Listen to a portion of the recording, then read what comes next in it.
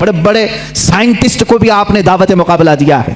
Professor Albert نام سے اس نے 1919 میں یا 1920 کے قریب ایک پیپر میں لکھنؤ سے یہ بات شائع کر دی کہ سپٹمبر، ابھی یہ بھی سپٹمبر کا ہی مہینہ ہے، 17 سپٹمبر اگر کچھ تاریخ اس نے 2 مہینے پہلے اعلان کیا کہ سورج کے مقابل میں عطارد، زہرہ، زمین، مریخ، مشتری، زحل، یہ جو کواکب ہیں یعنی ان کو سٹارز آف گیلیکسی جو کہا جاتا ہے، یہ مقابل میں آ رہے ہیں، جس کی وجہ سے سورج کی روشنی کو یہ کھینچ لیں گے اور سورج میں ایک داغ پڑ جائے گا.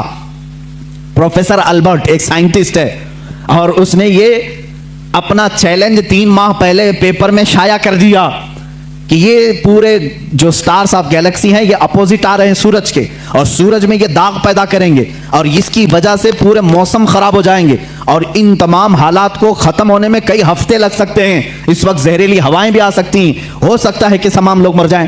لوگوں میں افراتفری، حالات ایسی ہیں جو بول دیا سب اندھا دھند مان لیتے ہیں. ایسا ہی کوئی البرٹ اس زمانے میں کورونا بھی بولا ہوگا.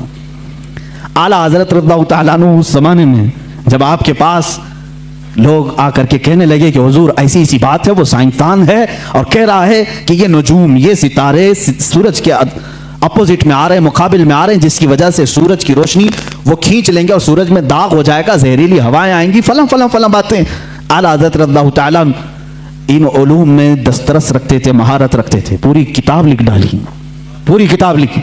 میں آج ہی وہ کتاب پڑھ رہا تھا، میرا سر چکرانے لگا، میں نے کتاب بند کر دی، اس لیے کہ یہ علم نجوم کی بات ہے. اعلیٰ حضرت اس میں شکلیں بنا بنا کر کے لکھ رہے ہیں. عطارد اتنے سینٹی گریڈ کا ہوتا ہے، اتنے دقیقے کا ہوتا ہے، اتنے منٹ کا ہوتا ہے. زحل کی یہ شکل ہوتی ہے، فلاں جگہ ہوتا ہے، اتنے زمانے میں یہاں سے یہاں آتا ہے. یورینس، نیپچون، یہ اس کی میعاد مدت اتنی ہوتی ہے، فلاں وقت یہاں ہوتا ہے، سپٹمبر میں یہ کہاں رہتا ہے. ان تمام حالات کو لکھ کر کہتے ہیں جس البرٹ نے یہ دعویٰ کیا وہ جھوٹا ہے، وہ پاگل ہے اور جاہل ہے. اس لیے کہ یہ تمام چیزیں میں نے جو لکھی یہ ایک ساتھ جمع ہوں گی ہی نہیں. اور احمد رضا کا یہ دعویٰ ہے کہ 17 سپٹمبر کیا، 18 سپٹمبر کیا، اس طرح کے حالات انشاءاللہ کبھی نہ آئیں گے. اور دنیا نے دیکھا، سپٹمبر آئے گئے، نہ سورج کالا ہوا نہ زہریلی ہوائیں آئی. سائنسدان دعوے کرتے رہتے ہیں. ظاہر سی بات ہے علم دین صرف یہ نہ سمجھو کہ قرآن و حدیث صرف مدرسہ مسجد کا نام ہے. قرآن و حدیث علوم کا سمندر ہے جو حقیقت میں اس کا وارث ہوتا ہے. اللہ دنیاوی علوم کا بھی اسے بادشاہ بناتا ہے. اعلیٰ حضرت کی ذات میں ہم نے وہ دیکھا ہے. سائنسدانوں کے بھی منہ بند کر دیے. ڈاروین کے نظریے کو غلط ثابت کیا. ڈاروین کا نظریہ تھا انسان بندر سے پیدا ہوا ہے، آپ نے پڑھا ہوگا اسکولوں میں. بعد میں یہ نظریہ ختم کیا. اعلیٰ حضرت نے اس کا رد فرمایا، میاں جو جس کی نسل سے ہو وہ اپنی نسل کو بتائے، مگر ہم آدمی ہیں، آدم سے پیدا ہیں، آدم سے پیدا ہے. ظاہر سی بات ہے سائنس کی ان تمام تھیوریز کو رد کرنا اسی کے بس کا کمال ہے جو سائنس سے واقفیت رکھتا ہے. اعلیٰ حضرت رضی اللہ تعالیٰ عنہ نے ڈاروین کے نظریے کو غلط ثابت کیا اور پھر زمین اور سورج کے معاملات جو ہیں آج بھی سائنس یہی کہتی ہے. یہ اب تک اختلاف چل رہا ہے، کئی لوگ مجھ سے سوال بھی کر چکے. اعلیٰ حضرت رضی اللہ تعالیٰ عنہ کا اس پر اختلاف ہے اور مجھے امید ہے کہ یہ نظریہ بھی غلط ثابت ہوگا. جو آج سائنس کہتی ہے کہ زمین گھومتی ہے، یہی سائنس میں پڑھے نا، میں بھی پڑھا ہوں اسکول میں، آپ بھی پڑھے ہوں گے. زمین گھومتی ہے اور زمین گھومتے گھومتے 24 گھنٹے کا ایک مدار ہوتا ہے اس کا، اور سورج کے اطراف گھومتی ہے تو 365 دن ہوتے ہیں. ایسا ہی ہے نا، سائنس میں ایسا ہی ہے. اعلیٰ حضرت رضی اللہ تعالیٰ عنہ نے اس نظریے کا رد کیا اور فرمایا زمین ساکن ہے، سورج گھوم رہا ہے. اور وہ آپ نے قرآن عظیم سے ثابت کیا. اللہ تعالیٰ فرماتا ہے وَالشَّمْسُ تَجْرِي لِمُسْتَقَرٍّ لَهَا ذَلِكَ تَقْدِيرُ الْعَزِيزِ الْعَلِيمِ. سورج اپنے مستقر پر چل رہا ہے اور اللہ رب العزت کی بنائی ہوئی یہ مقدار ہے.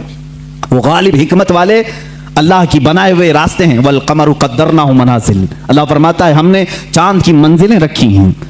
اور سورج کا ڈوبنا، مشرق سے نکلنا، مغرب میں ڈوبنا قرآن سے ثابت ہے.